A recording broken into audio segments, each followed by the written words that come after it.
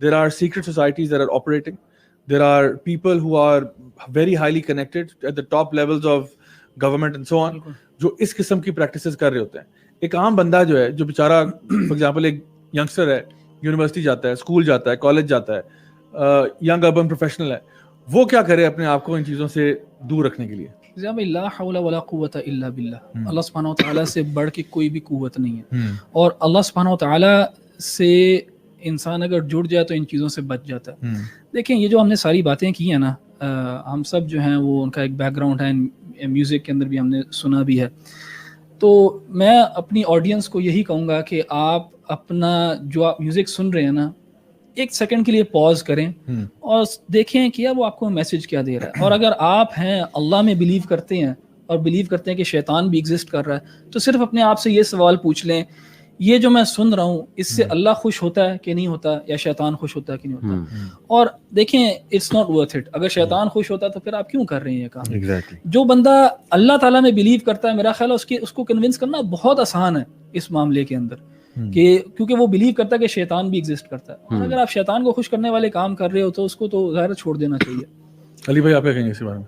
ضیاء بھائی پہلے تو دیکھیں آئی کیو باقاعدہ لوگوں کا نا لو کیا جا رہا ہے, بیکاز آپ نے پاور ڈائنامکس کی بات کی. obviously those people who are in control, they don't want smart people, they don't want people who think. تو ہمارے جو نوجوان طبقہ ہے نا, اس کو اپنی شیلونیس سے نکلنا پڑے گا اور یہ سمجھنا پڑے گا کہ ان پہ ایک حملہ ہے, ذہنی حملہ ہے, and they should research on it. میں اسی طرح نکلا تھا. میں اگر اپنی بات کروں, جب میں نے ریسرچ کرنا شروع کی, ہر مسئلے کا حل ہے نالج. آپ نالج حاصل کریں, ریسرچ کریں, خود دیکھیں کہ یہ ہو کیا رہا ہے, اس کے بعد جج کریں. جو احمد بھائی نے بتایا کہ بھائی یہ جو لیرکس ہیں اور یہ جو انڈسٹری ہے پوری کی پوری, یہ کس چیز پہ کھڑی ہوئی ہے. یعنی یہ جو شوشا دکھا رہے ہیں اور یہ جو پیسہ اور یہ وومن کے فگر کی بات کریں, لٹرلی ریپ سانگز آپ اٹھا لیں, وومن کو ورس دین اینیمل جو ہے وہ ڈسکس کر رہے ہوتے ہیں, ایسے جیسے اینیمل سے بھی نیچے گری ہوئی کوئی چیز ہے اس کو ڈسکس کیا جا رہا ہے.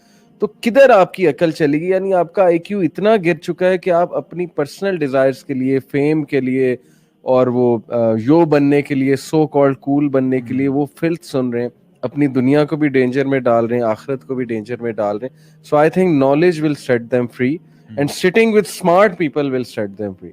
Right now what's happening is کہ وہ آپس میں بیٹھ رہے ہیں, سب کا آئی کیو لو ہے, اللہ معاف کرے, سب جو ہے وہ می مائی سیلف اینڈ آئی میں لگے ہوئے ہیں, یہ بات ڈسکس ہی نہیں ہوتی ہے. تھوڑا سا نکلو, اپنے سے کاؤنٹر لوگوں میں جا کے بیٹھو, ان سے رائے لو, تو یہ چیز کرنی پڑے گی آپ کو, ادروائز تو بہت مشکل ہے, کیونکہ ایک سیلاب ہے, اس میں ڈوب جائیں گے آپ. میں تو یہ سمجھتا ہوں ضیاء بھائی یہ it's a change of personality. Music جو ہے نا آپ کی پرسنالٹی کو بالکل چینج کر دیتا ہے. مطلب if I remember my own time, تو when I used to listen to music تو I was a different personality.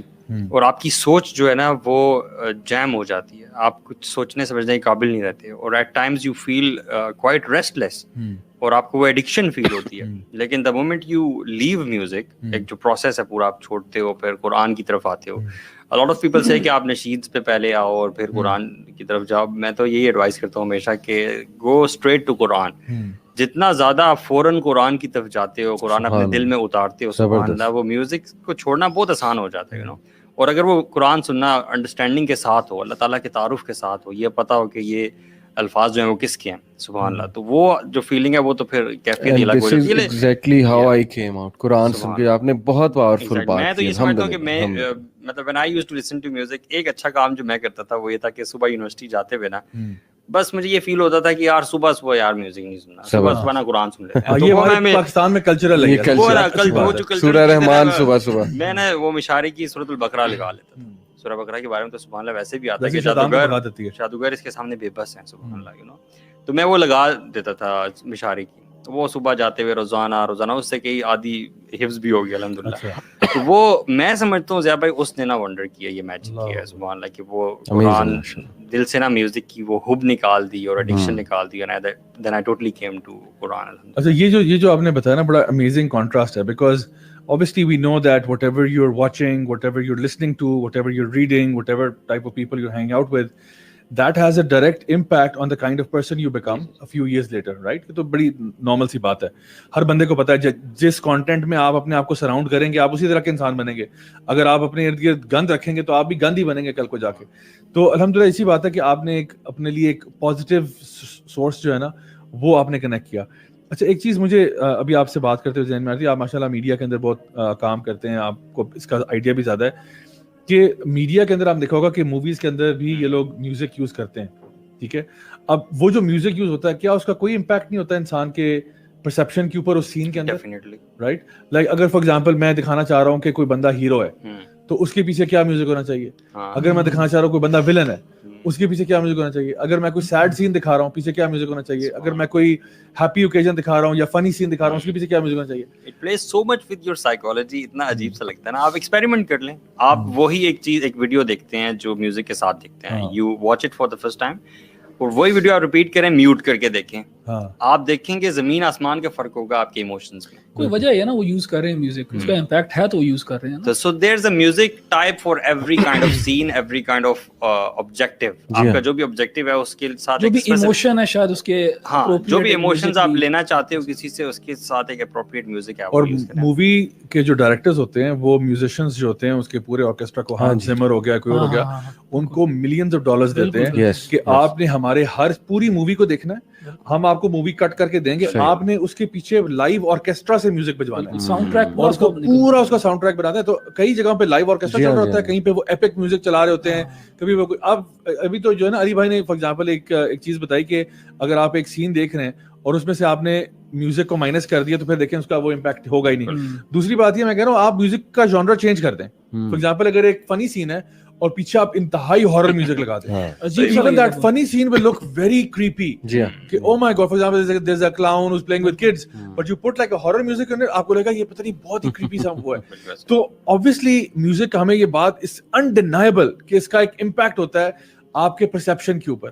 And if done right by the orchestrators, جو لوگ بھی اس کو بنا رہے ہیں مینج کر رہے ہیں, ہمیں پتہ ہے یہ بائی چانس نہیں ہو رہا, اس کے پیچھے there is پلاننگ. ہمارا بھی ایکسپیرینس یہاں پہ یہی ہے کہ میوزک سے گناہ جڑے ہوئے. بالکل, جب تک دیکھیں جو گناہ ڈرگز ہو گیا یا کوئی گندگی ہو گئی, مطلب کوئی گندا ریلیشن شپ ہو گیا, وہ آپ دیکھیں نا میوزک ہے اس کے پیچھے.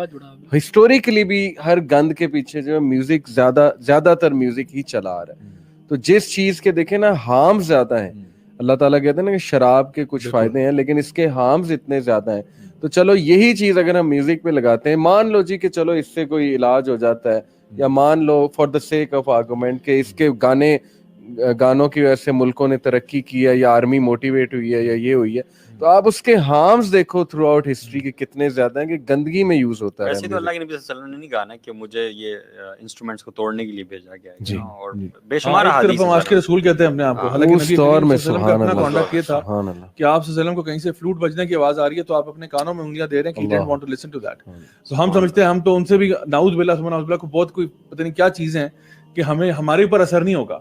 اور دیکھیں کہ جو بھی میوزک انڈسٹری کے بارے میں جب ہم نے یہاں پہ بات کی ہے, obviously جو لوگ اس کے ساتھ اٹیچ رہے ہیں, جو لوگ اس کے ساتھ اپنے آپ کو ریگولرلی اٹیچ کرتے ہیں, obviously ان کی طبیعت میں ایک خاص چینج آتا ہے. اور جس طرح ہم نے پہلے بات کی کہ جس جانرا کو آپ سن رہے ہیں اسی ٹائپ کی ورلڈ ویو آپ کا بننا شروع ہوتا ہے, اسی طرح کا مائنڈ سیٹ آپ کا بننا شروع ہوتا ہے, اینڈ آپ کے ایموشنز اس طرح سے انکلائن ہونا شروع ہوتے ہیں.